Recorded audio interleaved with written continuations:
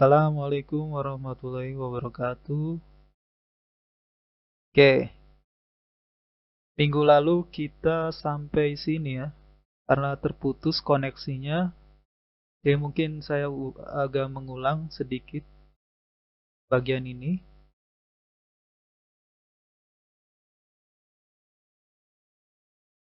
Oke, jadi di sini misalkan kita punya kasus ya, kasus kita punya tangki. Tangki ini berisi air garam ya. Jadi berisi air garam dengan konsentrasi awal C0. Jadi ini konsentrasi awal air garam. Nah, kemudian kita beri suplai air bersih gitu ya. Kita beri suplai air bersih dengan debit key. Namun di saat yang bersamaan ini ada yang bocor ya. Misalnya ada yang bocor sehingga mengalir keluar dengan debit key juga. Nah, ini misalkan ini suplai yang masuk key dan suplai yang keluar key juga. Artinya volume di dalam tangki ini akan konstan ya, akan tetap. Nah, sehingga misalkan kita asumsikan jumlah garam dalam tangki ini mula-mula N0 gitu ya. Nah, otomatis konsentrasi C0 ini sama dengan N0 dibagi volume ya. Jadi konsentrasi sama dengan jumlah konsentrasi sama dengan jumlah garam dibagi volume. Nah, dalam keadaan awal berarti C0, konsentrasi awal berarti saat N0 juga jumlah garam mula-mula. Nah, kemudian kita tinjau laju garam yang keluar dari tangki. Artinya, kita cari jumlah garam yang keluar dari tangki. Nah, di sini lajunya Q, debitnya Q, sehingga jumlah yang keluar, N yang keluar ya, NK misalnya. Jumlah garam yang keluar itu berarti konsentrasi dikali volume yang keluar. Volume yang keluar. Volume yang keluar, misalnya L ya. NL misalnya. Volume N yang luar ya, yang keluar berarti sama dengan konsentrasi kali volume yang keluar. Nah, kalau kita meninjau laju artinya di sini D terhadap waktu ya. Laju terhadap waktu. Berarti di sini juga turunan dt. Nah, sehingga di sini konsentrasi dikali turunan dari PL per T. Volume yang keluar terhadap waktu. Nah, dVLdt ini tidak lain adalah debitnya itu sendiri gitu ya. Sehingga laju garam yang keluar itu bisa kita tulis sebagai C kali Q. C-nya artinya konsentrasi saat itu dikali debitnya.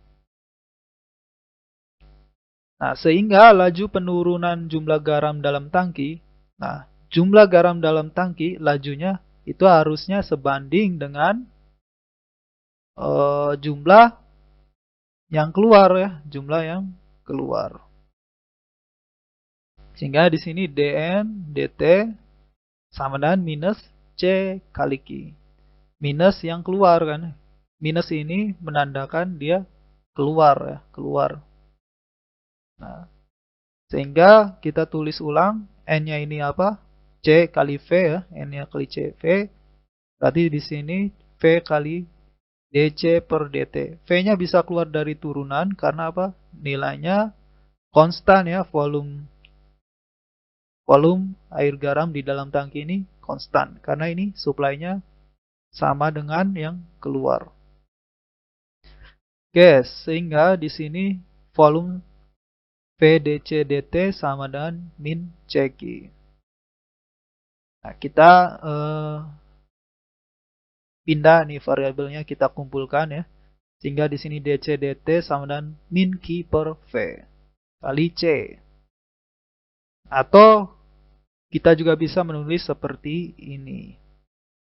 Nah, sekarang kita bisa cari solusi. Solusi dari persamaan diferensial ini. Caranya adalah, nah, C-nya pindah ke sini, DT-nya pindah ke sini. Nah, di sini C-nya pindah ke sini, DT-nya ke sini. Nah, kemudian kita integralkan kedua ruas ini, sehingga diperoleh ln C per C0 sama dengan min Q per V kali T. Atau kita bisa tulis ulang dalam bentuk eksponen, yaitu C sama dengan C0. C0 ini kan kalau di eksponen ya, eksponen berarti C0 itu ke sini. C0, C sama dengan C0 eksponen min Q per V T. Nah, artinya dari persamaan ini kita bisa melihat bahwa ternyata konsentrasi air garam ini dia akan semakin lama semakin menurun ya, semakin lama semakin menurun. Dengan penurunannya kalau kita lihat di sini eksponensial. Artinya penurunan konsentrasi di dalam tangki ini secara eksponensial ya. Nah, dari sini juga kita bisa tahu ketika T-nya cukup besar gitu ya.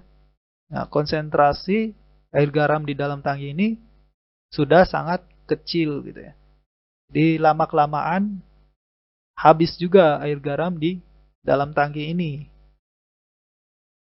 Oke, ini contoh pengaplikasian ya, pengaplikasian persamaan diferensial ya, model persamaan diferensial untuk memodelkan sistem ya, suatu sistem.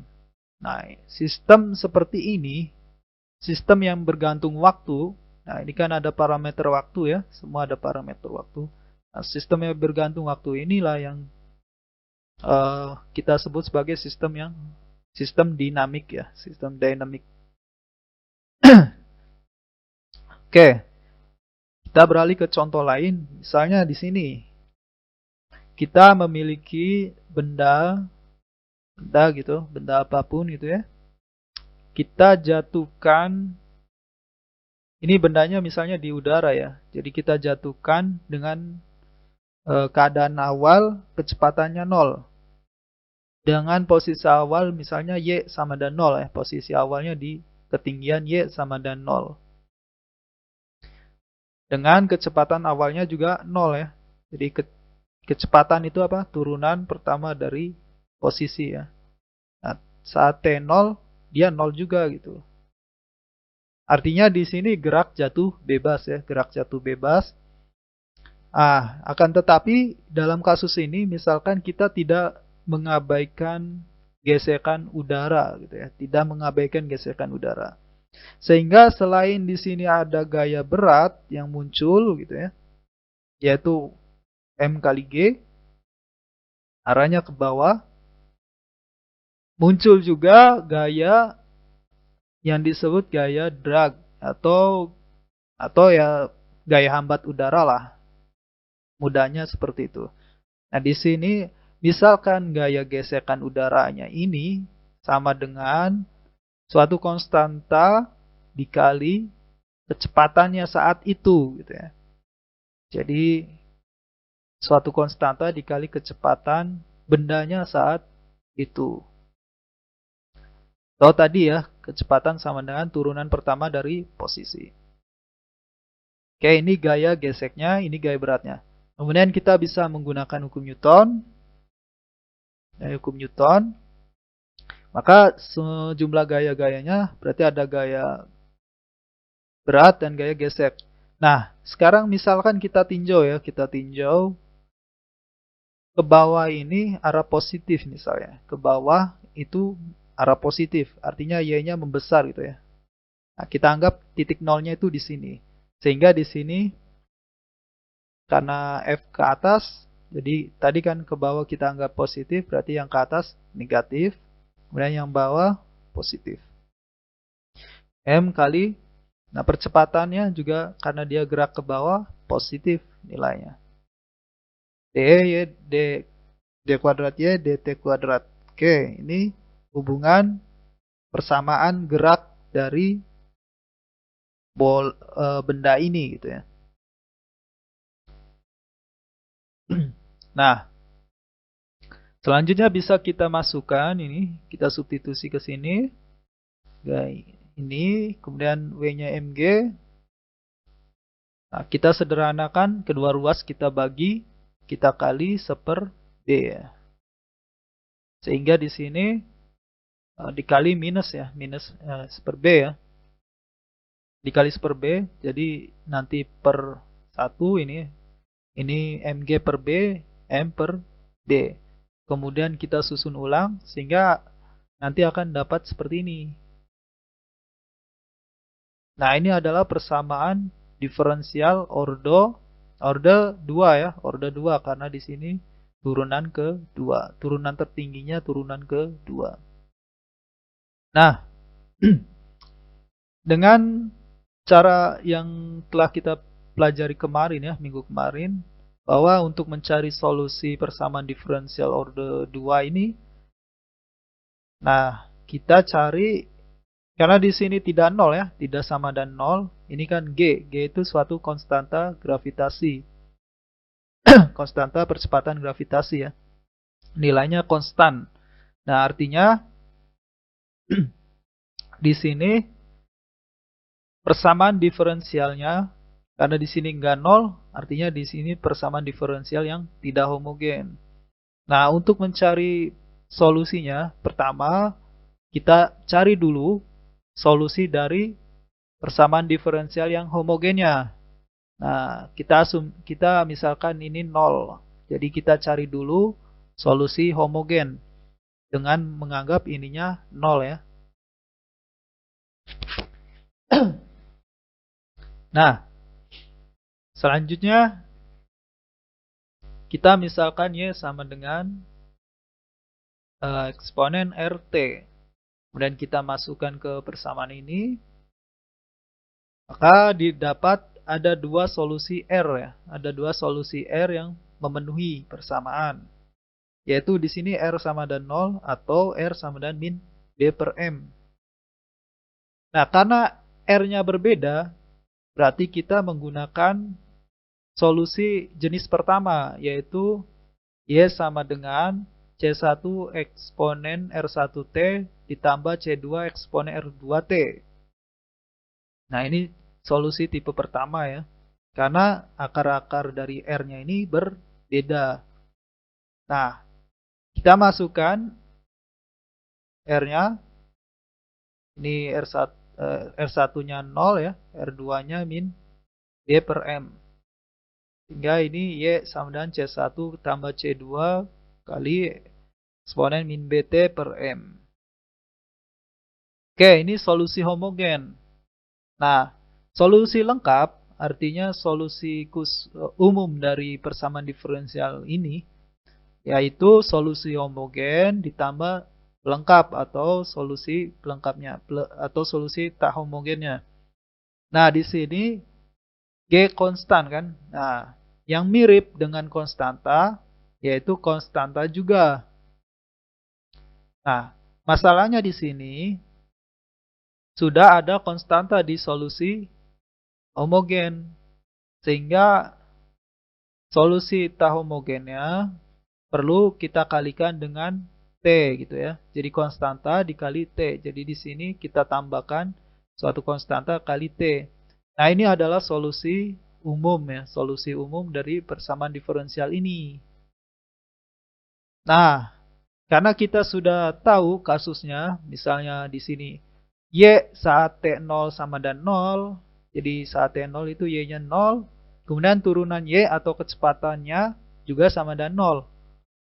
Nah, dari dua informasi syarat awal ini, kita bisa cari nilai konstanta-konstantanya.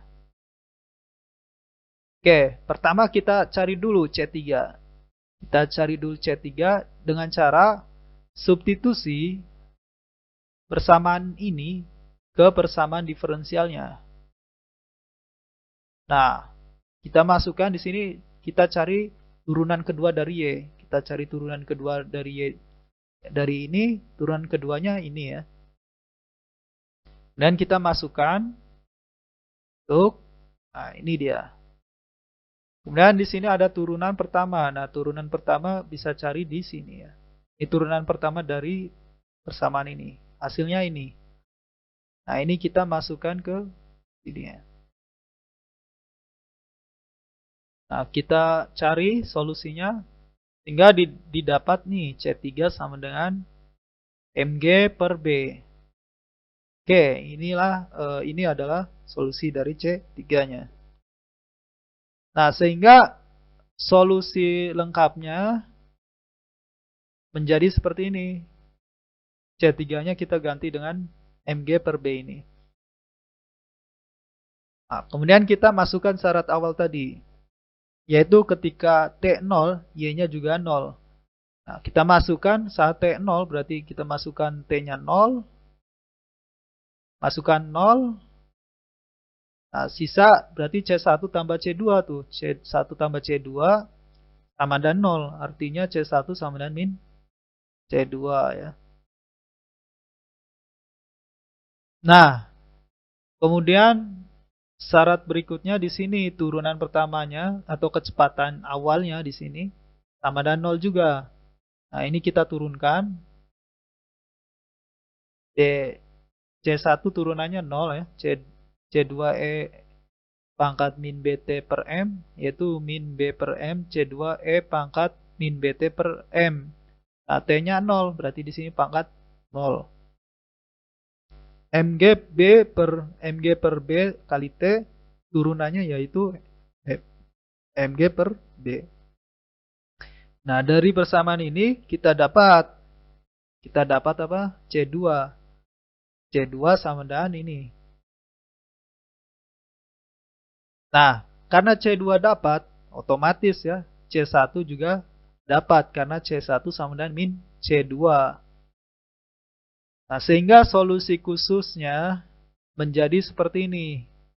Kita masukkan C1-nya apa? Min M2 M kuadrat per B kuadrat kali G. Kemudian C2-nya kita masukkan. Dan C3. C3-nya juga kita masukkan. Nah, kemudian kita keluarkan Mg per B-nya sehingga kita dapatkan solusinya seperti ini. Nah, ini adalah solusi khusus dari kasus kita seperti ini ya. Kasus bola jatuh bebas dengan ada gaya gesekan udaranya. Nah, ini contoh aplikasi persamaan diferensial ya untuk memodelkan gerak, memodelkan sistem gerak ya, gerak suatu benda jatuh bebas.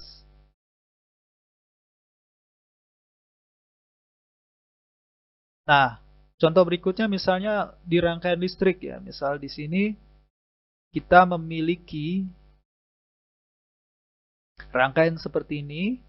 Kita punya sumber tegangan, kita punya hambatan R dan kapasitor C. Nah, saat T0, switch ditutup. Jadi switchnya ini kita sambungkan saat T0 ya, saat T0. Sehingga muncul arus yang mengalir saat seketika gitu ya. Nah, bagaimana persamaannya? Modelnya seperti apa? Maka kita bisa perhatikan tegangan di R ya, tegangan di R. Berarti tegangan di R misalnya VR. VR itu ya tentu saja arus yang mengalir dikali hambatannya, I kali R. Nah, kita tahu bahwa arus itu adalah laju muatan per waktu, laju muatan ya. Dq dt. Sehingga kita masuk di sini R dq dt. Kemudian kita cari tegangan di kapasitor C ini. Nah, kita tahu bahwa kapasitas kapasitor sama dengan Q per V. Otomatis tegangan di C yaitu VC sama dengan Q per C ya, ini tukeran. Nah, ini tegangan di kapasitor C. Kemudian hubungan di sini membentuk loop tertutup sehingga berlaku hukum Kirchhoff ya. Jadi berlaku hukum Kirchhoff. Maka di sini Vs sumber sama dengan VR tambah Vc. Nah, kita masukkan persamaannya. Masukkan. Sehingga didapat seperti ini.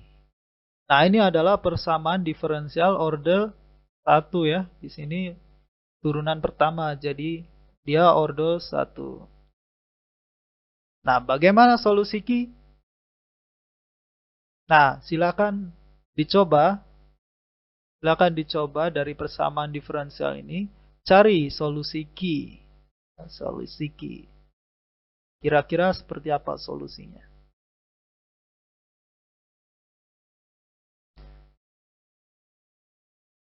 Nah, tentu saja dalam pemecahan mencari solusi dari persamaan diferensial ini, selain metode yang telah dijelaskan minggu kemarin gitu ya, kita juga bisa menggunakan transformasi Laplace. Nah, inilah yang akan kita bahas di minggu ini. Jadi minggu ini kita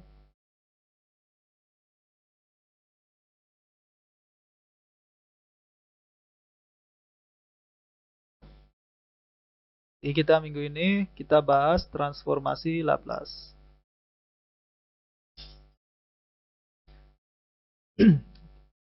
Nah, transformasi Laplace ini sudah kalian pelajari ya, mestinya sudah kalian pelajari di matrek 2 ya, di matrek 2. Hingga mestinya kalian sudah paham ya, sudah paham betul dengan transformasi Laplace ini, penggunaan dan aplikasinya. Nah, adapun minggu ini kita hanya mereview kembali, mengingat kembali bagaimana sih transformasi Laplace ini kita gunakan gitu ya. Terutama dalam hal ini akan banyak digunakan untuk memecahkan kasus persamaan diferensial gitu ya, untuk mencari solusi dari persamaan diferensial biasa gitu ya. Oke, ini ya capaian pembelajarannya. Yang jelas tujuan dipelajari kembali transformasi Laplace ini ya, tentu saja nanti akan digunakan untuk pemodelan sistemnya nanti. Ya, tentu saja berkaitan dengan persamaan diferensial biasa tadi ya. Jadi kita diharapkan bisa menggunakan transformasi Laplace dengan tepat, juga bisa melakukan inverse transformasi Laplace gitu ya. Nah, ini sangat penting ya. Nanti kita akan banyak sekali menggunakan transformasi Laplace ini ya. Oke, jadi mengingat kembali apa itu transformasi ya? Transformasi itu apa? Kemudian apa itu? Kenapa kita perlu transformasi itu ya? Nah, secara umum transformasi itu kan adalah berubah ya, mengubah atau berubah. Nah, apa yang berubah dalam hal ini? Dalam metode matematis, biasanya kita mengubah variabel-variabel. Nah, kenapa kita perlu transformasi? Nah, transformasi ini ibarat cara pandang ya, cara pandang. Misalkan ada suatu permasalahan, ketika kita memandang masalah itu dari segi A misalnya, dari sisi A, ternyata permasalahan itu sangat kompleks gitu ya. Sangat kompleks sehingga susah kita mencari solusi dari masalah tersebut. Tapi ternyata ketika kita memandang masalah itu dari sisi lain gitu ya, dari sisi lain ternyata solusinya menjadi lebih mudah kita dapatkan gitu ya. Nah, tujuan transformasi ini secara umum adalah untuk memudahkan kita dalam menganalisis sesuatu masalah gitu ya. Dalam hal ini kita menggunakan transformasi Laplace. Nah, ini pengaplikasiannya kebanyakan adalah untuk mencari solusi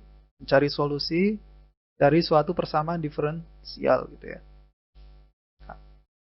Atau juga merepresentasikan suatu persamaan dalam bentuk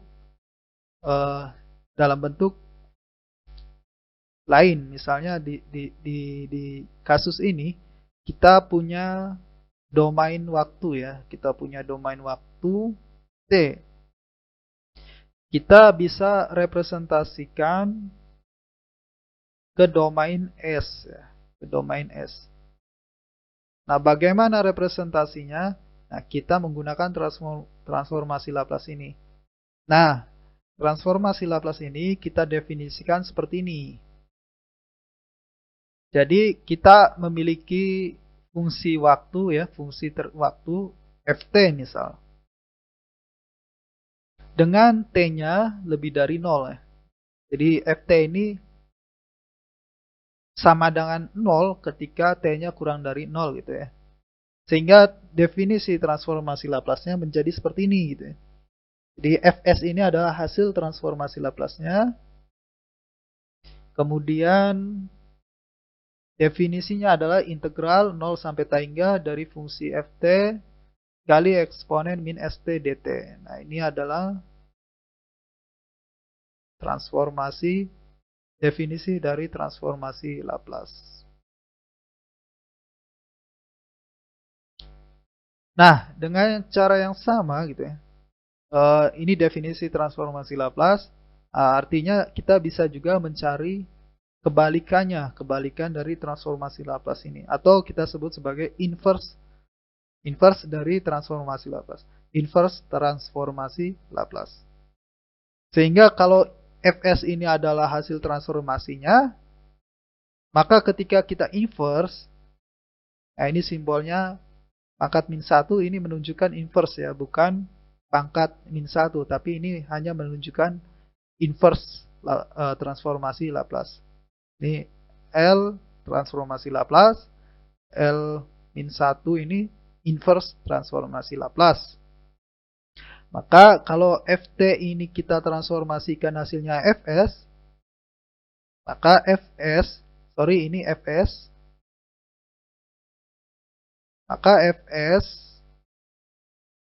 ketika ditransformasikan ini akan menghasilkan t gitu ya.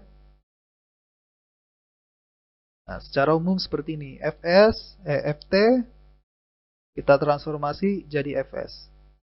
Fs kita inverse jadilah ft. Nah, seperti yang tadi saya katakan bahwa transformasi Laplace ini digunakan sebagai cara pandang lain ya, cara pandang lain sehingga permasalahan itu yang tadinya kompleks, yang tadinya susah ya permasalahannya, dengan kita memandang dengan kita memandang di domain S gitu ya. Jadi ketika di domain T tadi misalnya susah masalahnya, ketika kita pandang masalah itu di domain S, artinya dia hasil transformasi gitu ya. Ternyata masalahnya menjadi mudah gitu ya. Nah, tahapannya seperti ini. Misalkan di sini kita menemukan kesusahan di domain waktu gitu ya. Kita bisa menggunakan transformasi Laplace, kita pindah ke domain S ya. Jadi dari dunia waktu kita pindah ke dunia S. Nah, di dunia S ternyata kita bisa mendapati bahwa permasalahannya itu mudah gitu ya kita selesaikan. Solusi aljabarnya lebih mudah gitu ya. Nah, ketika sudah mendapat solusi di domain S, kita kembalikan kembali. Kita kembalikan lagi ke domain waktu tadi. Sehingga kita dapat solusi dalam domain waktu gitu ya. Nah, transformasi Laplace ini penting ketika kita kesusahan di domain T. Nah, kita bisa kita coba cari di domain S apakah lebih mudah atau tidak gitu ya.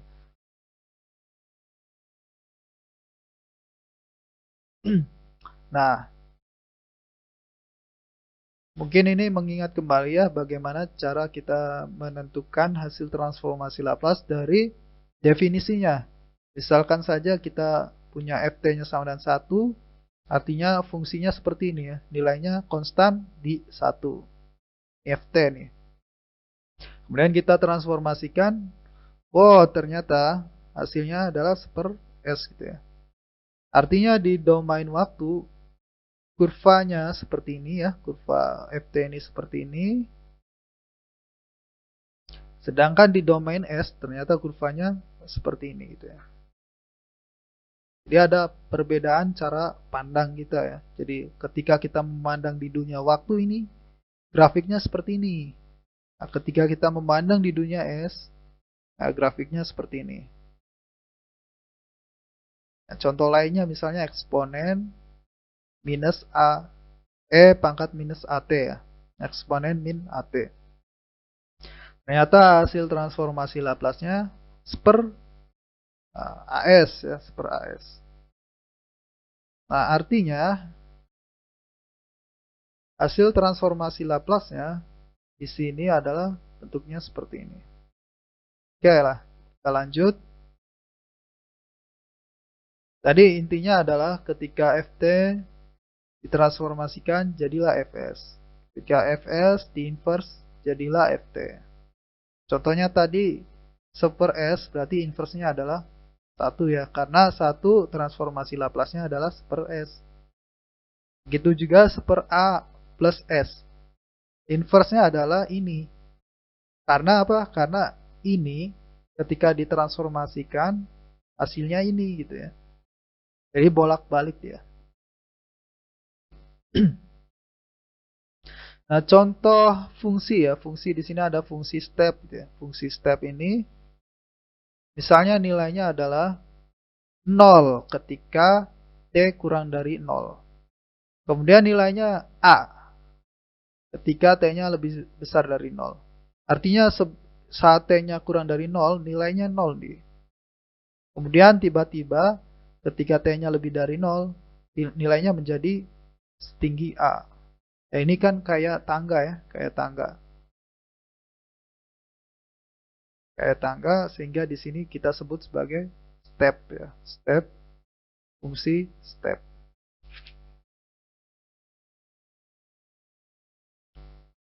Nah, bagaimana hasil transformasinya? Ya kita libatkan saja dengan definisinya. Nah, di sini. Di sini 0 sampai tangga dari Ft-nya kebetulan dia hanya bernilai ketika T-nya lebih dari 0. Di sini A, berarti konstan A, maka nilainya A per S. Nah, ini hasil transformasi dari fungsi step ya, yang nilainya A, tingginya A. Kemudian kita kenal juga fungsi step satuan ya. Fungsi step satuan ini yang tingginya satu satuan ya tentunya. Kalau tadi tingginya A sembarang nilai A gitu ya. Ya di sini nilainya 1. Nilainya 1. Sama seperti tadi hasilnya A per S. Nah, kalau ini karena satu satuan, ini nilainya seper S ya hasilnya. Nah, ini untuk fungsi step satuan ya, step satuan. Step satuan ini ternyata hasilnya seper S. Ya mungkin masih ingat ya pelajaran matrik 2 ya. Kembali kita ingat. Nah, contoh lain misalnya fungsi rem. Nah, fungsi rem ini dia meningkat secara linear. Nilainya meningkat secara linear. Nah, bagaimana hasil transformasinya? Nah, ini. Kemudian ada fungsi sinus, fungsi sinusoidal, misalnya fungsi sinus, fungsi cosinus ya. Nah, hasilnya seperti ini. Kemudian ada fungsi pulsa misalnya, fungsi pulsa. Kemudian ada juga fungsi impuls misalnya, fungsi impuls ya, bagaimana bentuknya. Nah, secara umum kita bisa lihat saja ya, lihat tabel transformasi Laplace untuk lebih jelasnya. Jadi mungkin kita tidak lagi menggunakan definisi transformasi Laplace untuk pengerjaan berikutnya gitu ya. Nah, untuk pengerjaan nanti pengaplikasiannya kita akan menggunakan tabel. Kita menggunakan tabel transformasi Laplace ya. Tujuannya apa ya? Karena memang tujuan transformasi Laplace kan untuk memudahkan kita ya, memudahkan kita mencari solusi. Nah, artinya kita tidak perlu lagi susah-susah dengan mencari menggunakan definisi. Tapi kita langsung saja menggunakan dari tabel ya, dari tabel transformasi Laplace. Misalnya kita punya ini, misalnya kita punya per S plus A gitu ya. Plus A. Maka dengan mudah kita dapat mencari inverse dari transformasi Laplace. Kita tinggal lihat tabel mana yang mirip dengan ini ya. Misalnya per S plus 2 misalnya. Per S plus 2. Hasil inverse-nya berapa? Inverse dari, nah yang mirip kan ini ya. Yang mirip adalah ini. S min A, di sini S plus A. Di sini hasilnya E pangkat AT. Maka hasil inverse-nya, hasil inverse Laplace-nya dari seper S plus 2 ini adalah eksponen. Lihat di sini min A, di sini A, berarti di sini plus 2, berarti di sini min 2. T ya. Nah, begitu pula dengan lainnya, misalnya kita menemukan mirip seperti ini gitu ya. Maka solusinya nanti T pangkat AT. Kita menemukan mirip seperti ini misalnya S per sesuatu kuadrat ditambah S kuadrat misalnya. Maka solusinya bisa kita tahu di sini ada cos hiperbolik AT gitu ya.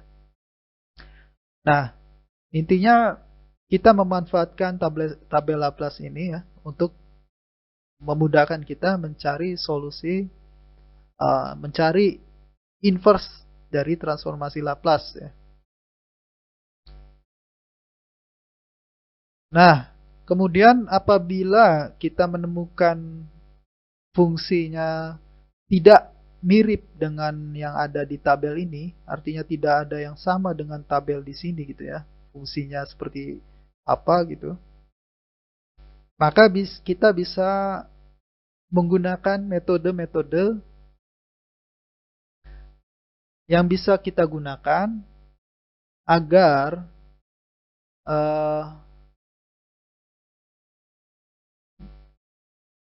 agar dari yang ada di tabel ini cukup kita bisa cukup untuk menyelesaikan solusi. Nah, caranya di sini ada beberapa metode, misalnya di sini ada turunan fungsi, ada integral fungsi, ada pergeseran sumbu ya, pergeseran sumbu T, turunan transformasi, integral transformasi, konvolusi. Nah, silakan ingat-ingat kembali bagaimana menggunakan metode-metode ini ya, ada di matrix 2 itu ya. Silakan buka catatan, ingat kembali gitu ya, cara-cara menggunakannya. Nah, nanti di sini ada sedikit contoh ya, kita buat ada sedikit contoh yang mungkin kita untuk mengingat kembali bagaimana menggunakan metode yang ada di sini gitu ya. Nah, perlu diperhatikan juga misalkan kita memiliki pecahan seperti ini ya, pecahan seperti ini. Pecahan seperti ini kan tidak ada di tabel seperti ini ya, tidak ada di tabel ya, bentuk pecahan tadi tidak ada di tabel. Nah, pecahan tadi bisa kita pecah, jadi pecah menjadi pecahan parsial gitu ya. Nah, caranya adalah kita pecah, misalnya di sini S plus 1, di sini S plus 1, di sini S min 1, di sini S min 1, kemudian kita kasih konstanta A, misalnya di sini B. Nah, tugas kita adalah mencari nilai A dan B sehingga persamaan ini terpenuhi gitu ya. Persamaan ini terpenuhi. Ya, caranya adalah kita kalikan di sini A kali ini, B kali ini, sehingga di sini seperti ini ya. Ini kali ini dan ini kali ini. Nah, kemudian kita selesaikan bagian atasnya. Jadi, nah karena bagian bawahnya penyebutnya sama ini ya, penyebutnya sama, maka bagian pembilangnya pun harus sama gitu ya. Sehingga di sini AS-1 plus BS plus 1 sama dengan 2. Kita selesaikan di sini AS, A kali S, AS, A kali min 1 berarti min A, kemudian B kali S, BS, B kali 1, B. Kemudian kita susun A dan B-nya, sehingga di sini A plus B kali S. Kemudian di sini min A, juga di sini ada B, sehingga plus B min A ya. Nah, kemudian perhatikan bahwa di ruas kanan ini hanya ada konstanta. Ya, sebetulnya bisa saja kita tulis di sini 0 kali S plus 2 gitu ya. Nah, kita harus cocokkan yang konstanta, kemudian yang konstanta di depan variabel S ya konstanta dikali yang di depan variabel S. Nah, di sini kebetulan 0 nih ya, 0. Berarti A plus B itu sama dengan 0. Kemudian B min A juga sama dengan 2 ya. B min A sama dengan 2. Nah, kita selesaikan dua persamaan ini. Nah, ketemulah. Dari sini kan A sama dengan min B ya. Kemudian kita masukkan ke persamaan ini. Nah, kita dapat B-nya sama dengan 1. Kalau B-nya sama dengan 1, artinya A-nya sama dengan min 1. Nah, dari sini kita sudah dapat nih A dan B-nya berapa. Ya, kita masukin lagi ke persamaan awal tadi. Sehingga di sini yang awalnya bentuk pecahannya seperti ini, kita bisa pecah persamaannya menjadi persamaan parsial seperti ini. Di sini, nah A-nya kita ganti dari hasil yang didapat, dan di sini B-nya juga kita ganti. Oke, nah tadi persamaan seperti ini tidak ada di tabel Laplace ya, tidak ada di tabel Laplace. Tapi setelah kita pecah, nah, ini kan ada ya, ada di tabel Laplace. Misalnya apa? Eksponen ya, eksponen ini ya. Nah, sehingga dengan ekspansi pecahan parsial ini, kita bisa mengubah bentuk yang tadinya belum ada di tabel Laplace gitu ya. Sehingga kita susah mencari inverse-nya. Kita bisa pecah menjadi yang bentuk yang ada di tabel Laplace. Sehingga kita lebih mudah mencari inverse dari transformasi Laplace-nya. Oke. Kemudian ada kasus lagi, misalnya di sini pangkat ya, ada pangkat. Tadi kan di sini pangkatnya 1 ya, pangkat 1 aja. Maka kalau pangkat 1 di sini di atasnya ini hanya konstanta. Tapi kalau ternyata dia pangkat 2 misalnya, maka di atasnya ini kita pecah ya, kita pecah jadi 2, maka di bagian atasnya ini tidak lagi konstanta doang, tapi di sini tergantung ya, di sini misalnya pangkat tertingginya 2, maka di sini pangkat tertingginya 1. Nah, di sini pangkat tertingginya 1, maka di sini sebetulnya ada S, tapi pangkatnya 0 gitu ya. Nah, ini kan 1 nilainya. Nah, sehingga hanya konstanta di sini. Nah, dengan demikian, dengan cara yang sama ya, kita selesaikan, kita cari konstanta A, B dan C-nya dengan cara yang sama, yaitu kita kalikan silang. Nah, kemudian bagian pembilangnya kita samakan, ya.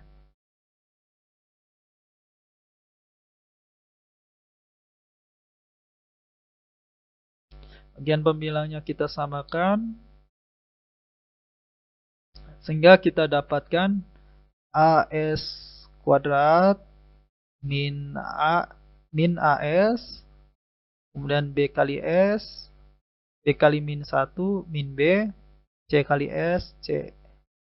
Ini kuadrat ya, jadi ini dikuadratkan dulu, sehingga di sini hasilnya CS kuadrat tambah 2CS tambah C. Nah, ini kemudian sama dengan 4. Sama dengan 4. Ya, oke, kita kumpulkan yang pangkat 2 dengan pangkat 2. Kumpulkan ya. Kemudian yang pangkat 1 S-nya kita kumpulkan juga. Nah, ini. Jadi di sini min A plus B sama 2C. Kemudian yang konstannya di sini ada min B dan C. Min B dan C.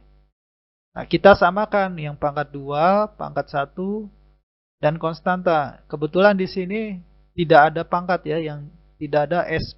Tidak ada S di bagian ruas kanan, sehingga di sini sebetulnya 0 kali 0 gitu ya. 0 kali S. Nah, sehingga A plus C ini hasilnya 0.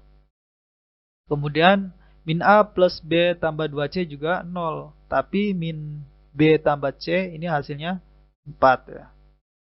Nah, kita masukkan. Berarti di sini A sama dengan min C. Kemudian dari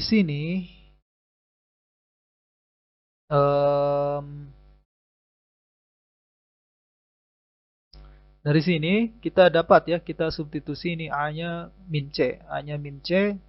Jadilah kita dapat hubungan B sama dengan C min 2. Nah, kita juga punya min B plus C sama dengan 4. Nah, kita substitusi si B ini, B sama dengan C min 2 ini ke persamaan ini. Ke persamaan ini ya. Ini B-nya kita ganti dengan min. Mana sih? Ini kita justru ini yang kita masukkan.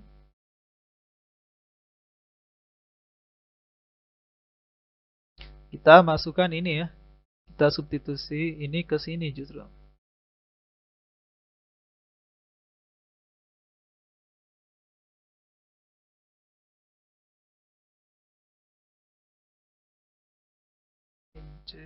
Ini kita masukkan ke sini ya.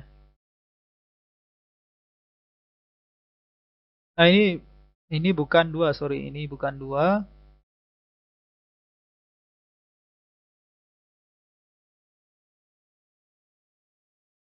Ini min B plus C sama dengan 4. Berarti B sama dengan C min 4 ya. C min 4. Sorry, ini bukan min 2. Tapi C min 4. Nah, itu. Sehingga kita dapatkan nih persamaannya 4C sama dengan, nah, sehingga C sama dengan 1. Kemudian A sama dengan min C sama dengan min 1. Karena B sama dengan C min 2.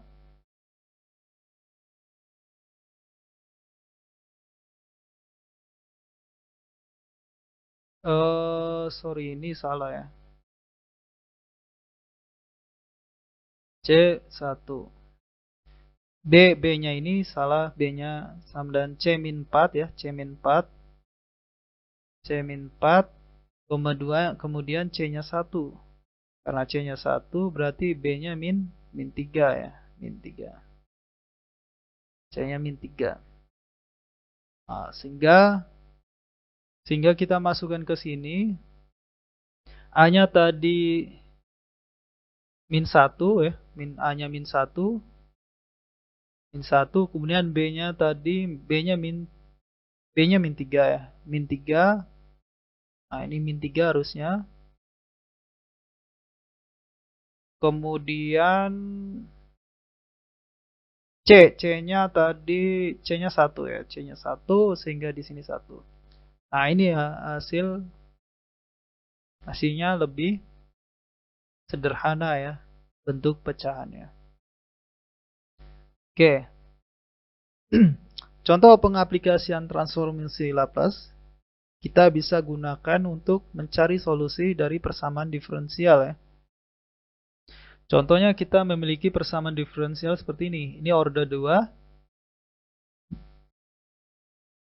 Misalnya kita memiliki syarat awal 0, Y-nya 0, turunan pertamanya 1.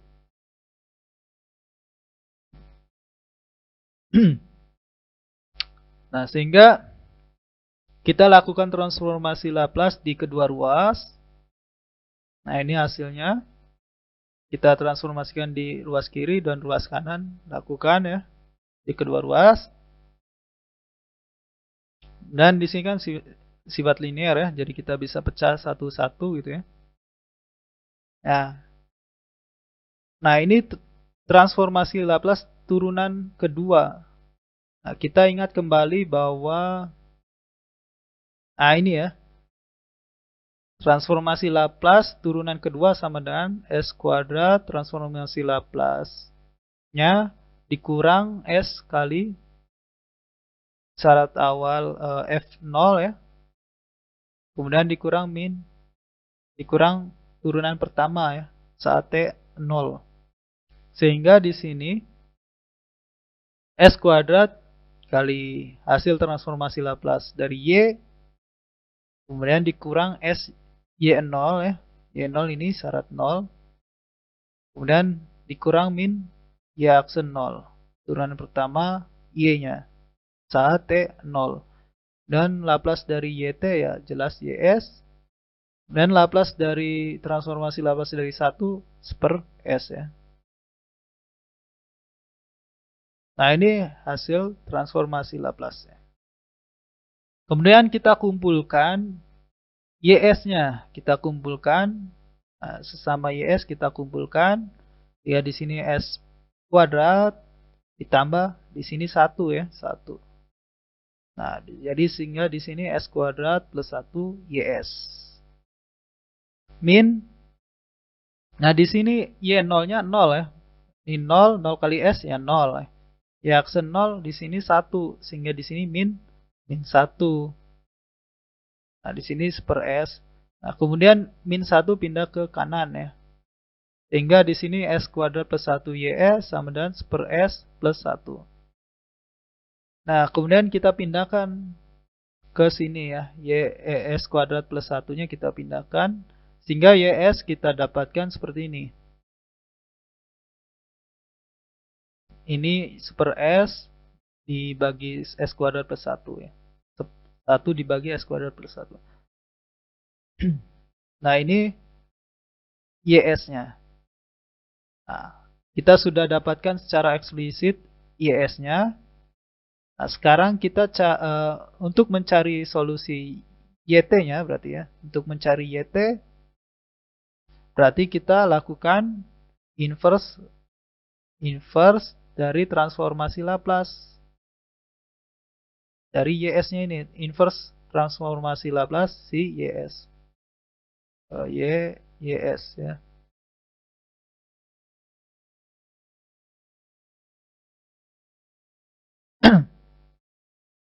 Nah, kita kembalikan ke domain T dengan inverse Laplace-nya. Nah, kita inverse transformasi Laplace dari fungsi ini, kemudian fungsi ini. Nah, ingat kembali di tabel Laplace ya, bahwa 1/s² plus 1 itu kan mirip dengan mana? Dengan ini ya. Ini kan konstanta A. Nah, kebetulan di sini 1. Ini mirip dengan A per S kuadrat plus A kuadrat. Nah, dalam hal ini berarti A-nya itu adalah akar 1 ya. Akar 1 itu kan 1. Nah, sehingga di sini hasil inverse transformasi Laplace-nya adalah sin T ya. Kita lihat bahwa inverse transformasi Laplace dari bentuk ini adalah sin AT. Nah, karena A-nya 1, maka di sini sin T ya. Nah, tapi bagian ini kalau kita cari tidak ada di tabel Laplace. Di tabel ini nggak ada ya bentuk yang tadi. Nah, sehingga kita perlu cara untuk mengubah bentuknya sehingga kita menemukan bahwa hasilnya ada di tabel Laplace gitu ya. Nah, contohnya kita bisa gunakan ini cara tadi ya, cara pecahan parsial. Jadi kita ubah bentuknya dari 1/s kali s kuadrat plus 1 diubah dalam bentuk seperti ini. S plus bs plus c per s kuadrat plus 1. Nah, kemudian perkalian silang biasa kita dapatkan ini dengan cara yang seperti tadi ya, kita cari konstanta A, B, dan C-nya dengan membandingkan dengan pembilangnya. Nah, di sini kita dapatkan A-nya 1, C-nya 0, kemudian A plus B-nya juga 0. Nah, dengan otomatis B-nya menjadi min 1 ya. Karena A-nya 1. Nah, kita masukkan nilainya ke bentuk ini. Sehingga 1/s kali s kuadrat plus 1 itu sama dengan 1/s dikurang s per s kuadrat plus 1 gitu ya. Nah, bentuknya seperti awalnya seperti ini, bisa diubah seperti ini. Nah, kalau kita lihat 1/s ada di tabel Laplace. Nah, hasilnya apa? T. Kemudian s per s kuadrat plus 1 juga ada di tabel Laplace ya. Nah, hasilnya adalah cos AT. Nah, A-nya di sini 1, sehingga di sini cos T. Nah, ini hasil inverse transformasi Laplace dari 1/s kali s kuadrat plus 1, yaitu T min cos T. Sehingga lengkapnya di sini, sehingga ini bisa kita cari. Di sini ini adalah T min cos T, kemudian yang ini tadi sudah kita dapatkan adalah sin T ya, sin T. Hingga YT sama dengan ini. Nah, oke, dengan transformasi Laplace ternyata kita bisa mendapatkan solusi dari persamaan diferensial ini dengan lebih mudah ya, dibandingkan kita menggunakan cara konvensional dengan cara seperti minggu kemarin ya, menggunakan parameter R misalnya gitu ya. Nah, itu kan mungkin lebih susah ya dibandingkan dengan menggunakan transformasi Laplace ini. Nah, selain menggunakan ekspansi pecahan parsial ini, apakah ada cara lain gitu ya? Ada cara lain, yaitu kalau kita perhatikan ya, bentuk ini itu mirip dengan konsep integral fungsi. Dengan metode integral fungsi, bila kita memiliki Fs per S gitu ya, Fs per S Maka inverse transformasi Laplace-nya adalah integral 0 sampai T dari fx dx. Di mana fx ini, di mana f-nya ini adalah inverse transformasi dari f-nya. Jadi f-nya ini inverse transformasi Laplace dari fs ini gitu ya. Sehingga bentuk ini bisa kita tulis ulang sebagai fs per s. Karena s-nya kita sudah pakai di sini, maka fs-nya itu yaitu per s kuadrat tambah t-nya. Nah, kemudian kita cari ft-nya. Ft adalah inverse transformasi Laplace dari fs-nya. Nah, fs-nya ini, maka ini kan ada di tabel Laplace ya. Nah, hasilnya adalah sin t. Karena di sini konstantanya A-nya 1 ya. Kita ingat kembali tadi inverse transformasi Laplace dari A per S kuadrat plus A kuadrat itu sin AT.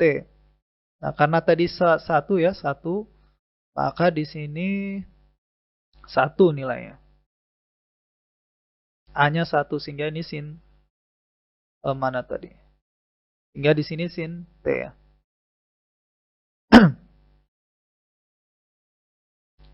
Nah, sehingga transformasi inverse transformasi Laplace dari fs per s-nya adalah integral 0 sampai t fx dx.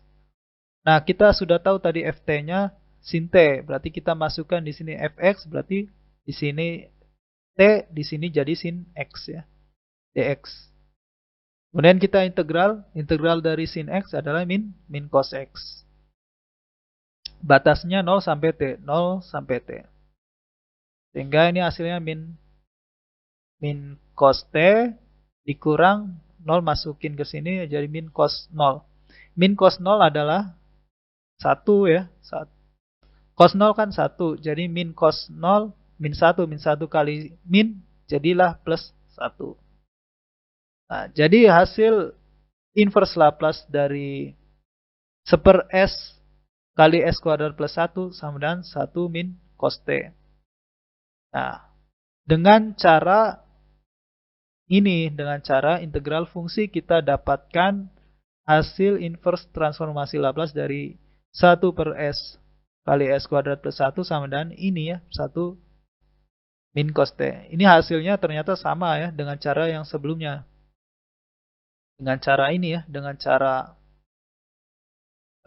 cara ekspansi pecahan parsial tadi, hasilnya sama. Nah, sehingga kesimpulannya kita sebisa mungkin mencari cara yang mudah gitu ya, mencari cara yang mudah untuk mendapatkan solusi inverse dari transformasi Laplace ya. Bisa banyak cara tentunya, tidak hanya dua cara ini gitu ya. Bisa dengan cara-cara lain mungkin bisa ketemu hasil yang sama gitu ya.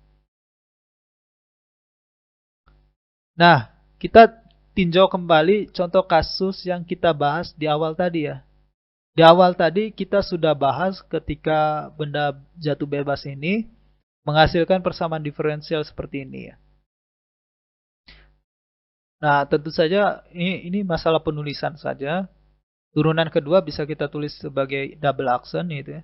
Atau juga karena ini domainnya waktu, kita bisa tuliskan sebagai double dot gitu ya. Nah, dot 1 ini, titik 1 ini menandakan turunan pertama, 2 titik di atas Y ini menandakan dia turunan kedua terhadap waktu. Ini penulisannya sama ya, ketiga ini sama saja. Oke, di awal sudah kita bahas bahwa hasilnya seperti ini kan ya. Dengan cara mencari parameter R tadi ya. Di awal kita sudah jelaskan bahwa untuk mencarinya menggunakan parameter R cukup panjang ya caranya. Nah, bagaimana kalau kita mengerjakan persamaan diferensial ini, kita kerjakan, kita cari solusinya menggunakan transformasi Laplace. Nah, caranya seperti ini. Kita transformasikan kedua ruas. Oke, kita dapatkan S kuadrat. Ini transformasi turunan kedua kan sama dengan S kuadrat dikurang S Y0 dikurang Y aksen 0 gitu ya. BM, nah, transformasi Laplace turunan pertama S Y YS gitu ya, dikurang Y0 sama dengan, nah di sini G-nya ini kan konstan ya, konstan. Nah, konstan di transformasi Laplace berarti konstan dibagi S ya. Oke. Kemudian kita kumpulkan Y-nya. Kita kumpulkan Y-nya. Kita masukkan juga nilainya.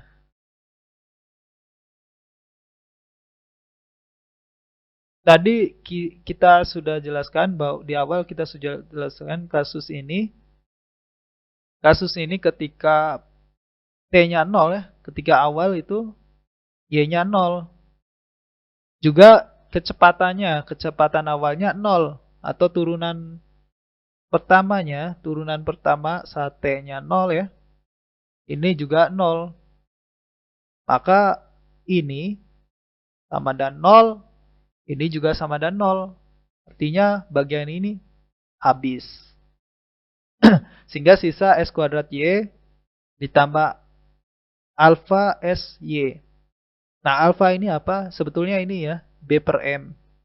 B per M ini kita tulis alfa biar lebih ringkas aja penulisannya. Sama dengan G per S. Kita kumpulkan Y-nya. Ya di sini S kali S plus alfa. Terus kita pindah ke kanan. Sehingga Y sama dengan secara eksplisit Y kita dapatkan G per S kuadrat dikali S plus alfa ya. S dikali S kuadrat kali S plus alfa. Oke. Nah bentuk ini, bentuk seperti ini kan tidak ada di tabel Laplace. Kita ubah dulu bentuknya. Misalnya kita menggunakan ekspansi parsial tadi ya. Jadi di sini S kuadrat dan S plus alfa. Nah, kita tentukan konstantanya dengan cara seperti tadi ya, seperti yang telah dijelaskan. Kita cari hubungan pembilangnya. Pembilangnya ini harus sama dengan ini gitu ya. Sehingga kita dapatkan di sini B-nya sama dengan G per alfa, kemudian A-nya sama dengan minus G per alfa kuadrat, dan C-nya kita dapatkan G per alfa kuadrat. Nah, kita masukkan kembali ke persamaan ini. Sehingga yang awalnya tadi Y sama dengan G per S kuadrat kali S plus alfa, kini bisa kita ubah menjadi seperti ini. Min G per alfa kuadrat, ini A-nya ya. Kemudian plus BB-nya G per alfa. Kemudian C-nya sama dengan G per alfa kuadrat.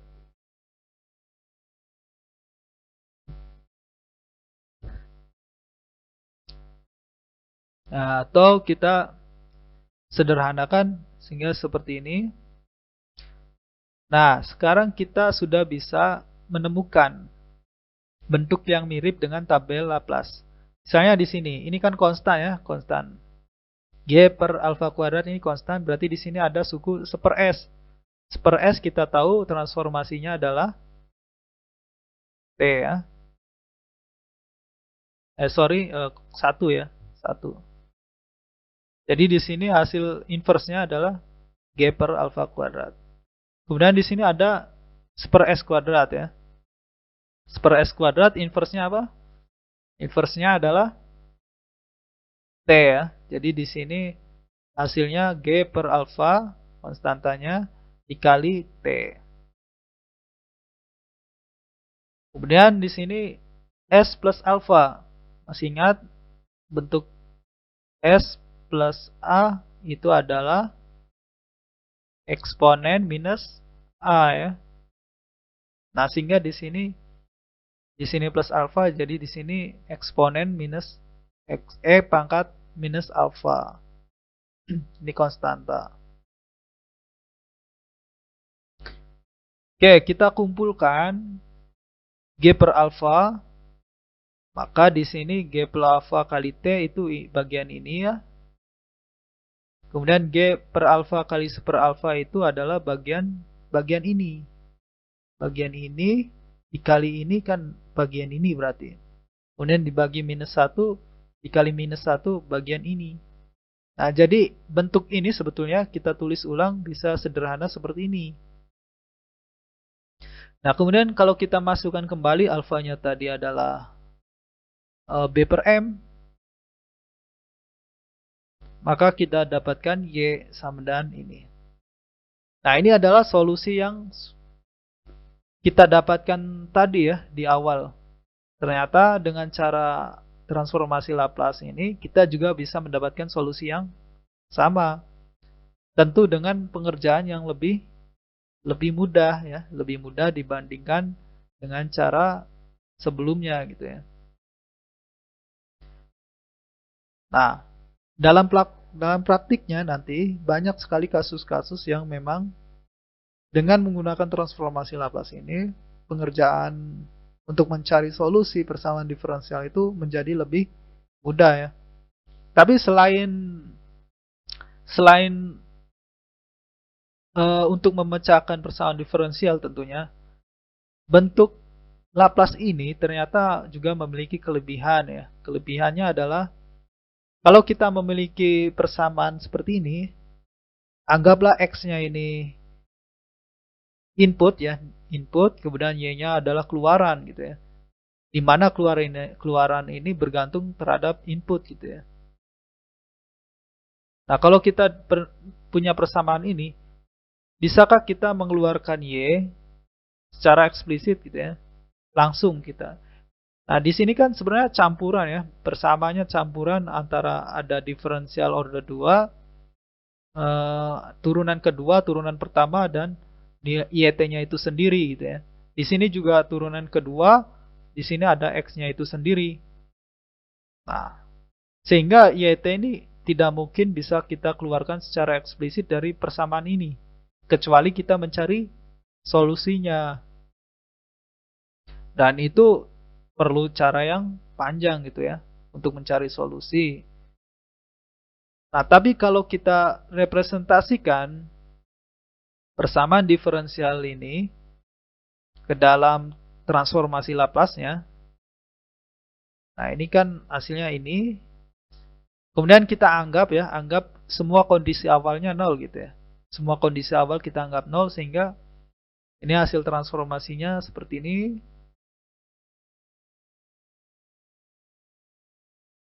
Semua kondisi awal kita anggap 0. Kondisi awal dianggap 0 sehingga bentuknya seperti ini. Kita kumpulkan Y-nya, kita kumpulkan X-nya. Nah, ini bisa pindah ke sini. Nah, sehingga Y-nya kita dapatkan suatu fungsi X ya. Nah, ternyata dalam representasi transformasi Laplace kita bisa mengeluarkan Y secara eksplisit gitu ya, secara eksplisit sebagai fungsi dari input masukan X-nya. Nah, ini salah satu kelebihan dari transformasi Laplace ya. Kita bisa melihat secara langsung, secara eksplisit hubungan Y terhadap masukan X gitu ya. Tentunya ini dalam domain S gitu. Nah, itulah sedikit review kembali soal transformasi Laplace ya.